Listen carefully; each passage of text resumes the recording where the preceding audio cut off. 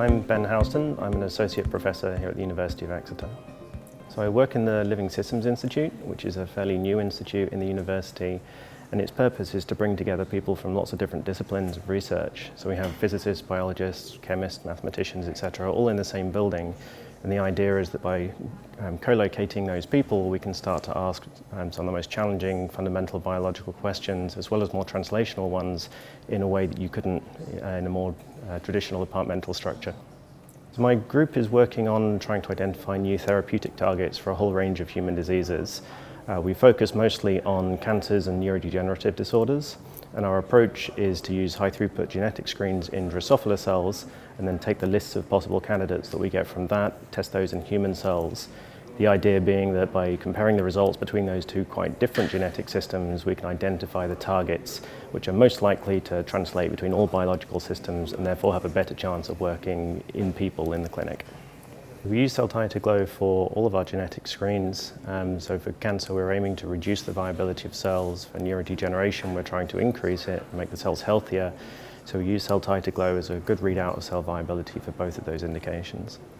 So CellTiter-Glo is a luminescence-based assay that uses luciferase to quantitatively produce light based on how much ATP is present in a population of cells. So healthier cells tend to have more ATP and they're more metabolically active, so it's a good proxy for cell viability.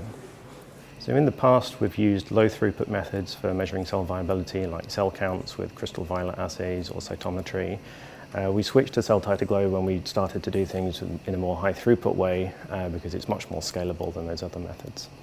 The main advantage of CellTiter-Glo for us is the ease with which we can use it. So it's really a case of simply adding the reagent to the cells and then incubating for a while and then reading the signal on a plate reader. So we can do that very quickly and we can automate it. We can read thousands of samples per hour. If I had to describe CellTiter-Glo in 3 words, I'd say it was easy, rapid and reliable. So far, we've identified existing drugs which have potential to be repurposed to treat those diseases, and those drugs are at various stages in the preclinical and clinical development pipelines now, so we hope to have something in the clinic within the next few years.